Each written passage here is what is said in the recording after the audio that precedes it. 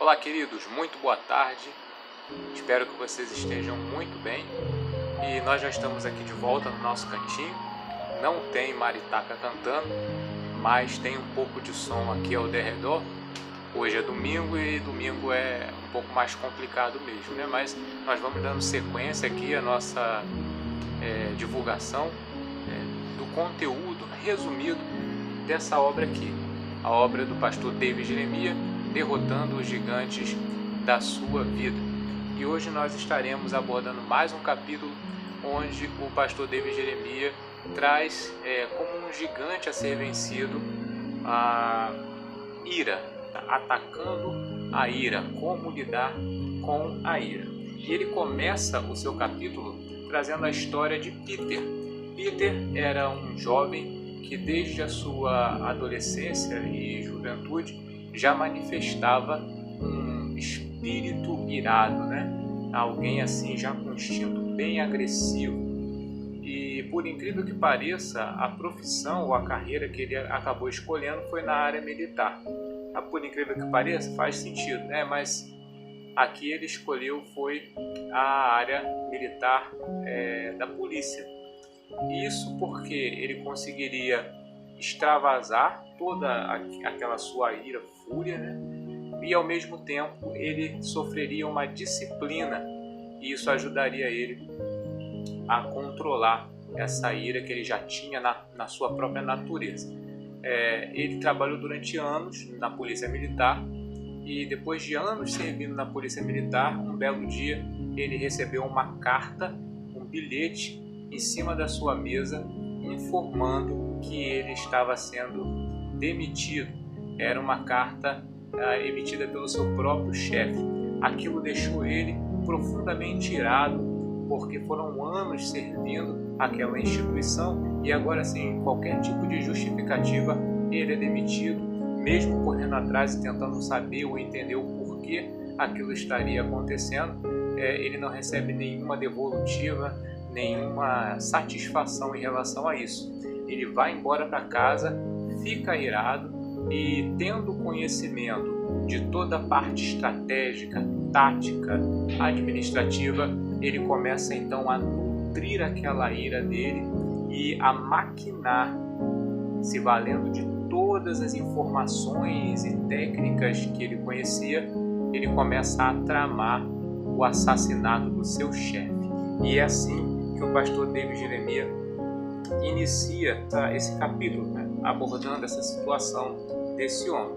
E ele enfatiza que há dois tipos de ira, né, e o que diferencia uma da outra é o motivo, né, são as motivações. Uma dessas iras é justa e racional. A outra é descontrolada, irracional e epidêmica. Então ele nos convida a olhar à luz das Escrituras, buscando na Palavra de Deus, aprender um pouco mais sobre a diferença entre essas duas iras.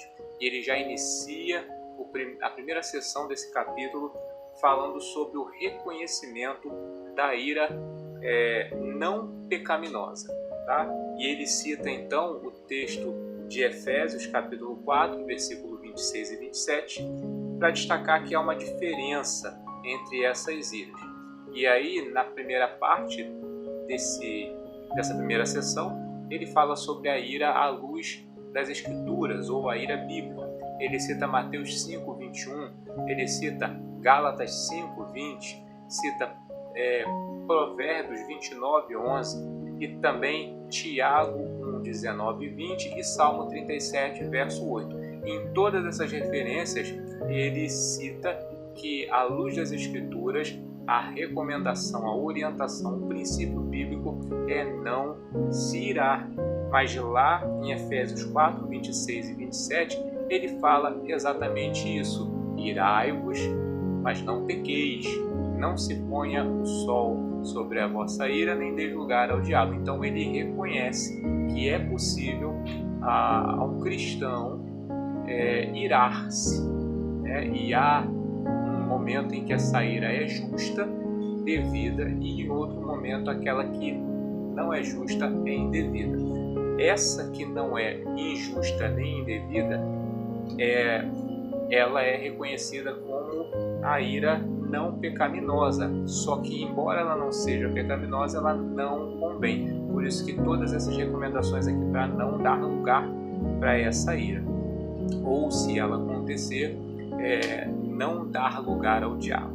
Na segunda parte dessa primeira sessão, ele fala sobre a ira de Jesus. E é exatamente a ira de Jesus que nos mostra essa diferença entre a ira pecaminosa e a ira não pecaminosa. Ele destaca que nós podemos ter Jesus como referência para citar que é possível manifestar uma ira justa, lembrando da passagem de Jesus na purificação do templo. Ele menciona uma frase de Aristóteles que diz o seguinte: um homem que se ira pelos motivos certos contra as pessoas certas, da maneira certa, no momento certo e pelo tempo certo, merece excelente elogio. Era essa a ira de Jesus, uma ira justa, né?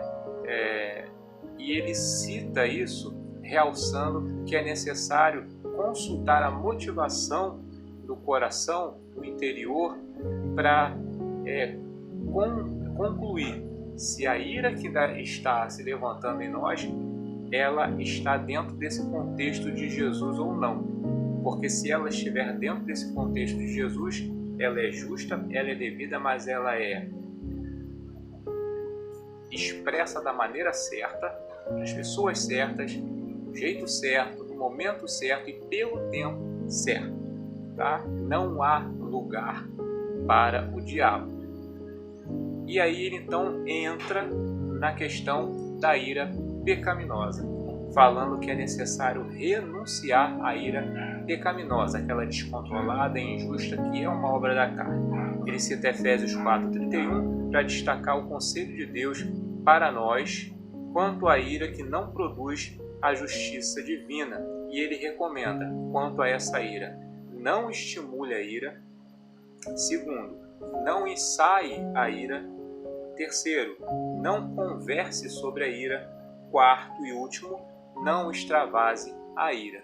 Então, quando a ira é essa ira que provém da natureza humana, uma ira que é considerada por Paulo em Gálatas, capítulo 5, versículos 16 ao 26, tirando a parte do fruto do Espírito, ela é uma obra da carne, ela é um produto da natureza humana, caída que a gente falou no vídeo passado.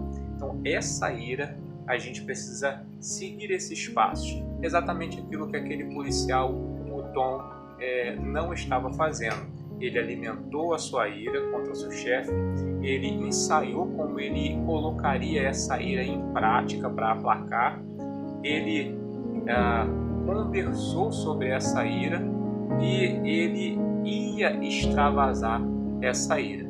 Então, se seguir essa sequência, naturalmente aquela tentação, como nós falamos no último vídeo, aquela tentação de se irar e fazer justiça com as próprias mãos, né, na visão humana, ela daria luz ao pecado. O pecado, uma vez consumado, geraria a morte.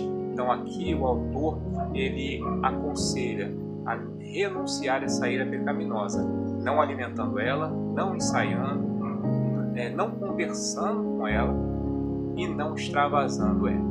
Pelo contrário, é importante reverter essa ira. Primeiro, fugindo quando perceber que não está tendo controle sobre ela, que algo está passando do limite, está passando do controle, já não consegue mais controlar, tem que fugir, dar um jeito de sair daquela situação mentalmente, fisicamente. E segundo, pagar o mal sempre com o bem. Na hora da ira, a vontade é pagar mal com mal, mas se a gente buscar a graça em Deus para reverter essa ira, pegar esse momento de ira e transformar numa oportunidade para fazer o bem, a gente apazigua ela e a gente consegue escapar. Claro que isso somente com a graça de Deus, através da operação do Espírito Santo, tendo Jesus como referência, como Paulo cita, repito, Gálatas, capítulo 5, do 16 ao 26. E aí ele enfatiza para encerrar o capítulo que é necessário, com relação à ira, colocar um ponto final. Apenas é possível atacar ou vencer a ira pela graça, ou seja, através do Espírito Santo operando em nossas vidas. E segundo, a ira deve ser tratada imediatamente, por isso o conselho de Paulo, não se ponha o sol sobre a vossa ira, ou seja, não fica irado até o amanhecer, não deixa se estender o tempo em que a tua ira está ali fermentando, tá? Tem que resolver ela rápido e deve ser tratada, levada aí muito a sério, tá? Então, o pastor David Jeremias vai encerrar o capítulo contando como foi o desfecho da história do policial Peter. Ele já estava preparado para colocar em prática tudo que ele havia planejado em relação ao assassinato do seu chefe, só que ele sentiu um som, um sentimento, um sopro de necessidade de oração dentro da sua cabeça confusa. E ele foi e buscou a Deus em oração. E ele pediu para que Deus não pediu do jeito dele, para que Deus não deixasse ele colocar em prática tudo aquilo que ele havia planejado. Ele pediu socorro a Deus. E ele então largou a arma em casa e foi para a rua procurar trabalho. Nesse meio tempo, a esposa dele entrou em trabalho de parto, foi para o hospital. Ele não tinha condições de arcar com os custos, então ficou correndo atrás para lá e para cá, até que enfim ele conseguiu a ajuda de alguém para lá a pagar os custos do hospital e cuidar do retorno da sua esposa. E quando tudo estava resolvido, ele deixou a esposa no hospital, o filho voltou para casa, ele consultou a secretária eletrônica e depois já de 3 dias ele encontrou uma mensagem de alguém falando que tinha uma proposta de emprego para ele entrar em contato. E já havia passado muito tempo. Ele entrou em contato, ainda conseguiu esse emprego e quem estava lá para admiti-lo e conduzi-lo em todo o processo de admissão e na execução do trabalho era uma pessoa de Deus, preparada por Deus para orientá-lo, apoiá-lo e ajudá-lo a passar pelo processo de salvação, conhecer o Senhor Jesus, buscar a graça do Espírito Santo, e ele teve então a sua vida restaurada, uma família abençoada, sua esposa, seu filho, e ele estava no trabalho muito bem e feliz com aquele seu novo chefe, que agora não só o ensinava o trabalho, mas também o ensinava a vontade de Deus, o ajudava, auxiliava na vontade de Deus. E fica essa lição para cada um de nós aqui, mais uma situação prática e difícil para cada um de nós, mas lembrando que faz parte da nossa natureza humana, mas também nós temos a parte da natureza divina que nos é dada em Cristo Jesus, que é a graça do Espírito Santo, para que nós possamos dar fruto e não mais somente obras da carne. Então é possível atacar, e essa palavra é importante, atacar, não é se proteger, atacar a ira. Como é que a gente ataca a ira? Resolvendo ela rápido, fugindo dela e resolvendo ela rápido em nós mesmos, pagando mal com bem, buscando a graça de Deus, não dando vazão para ela.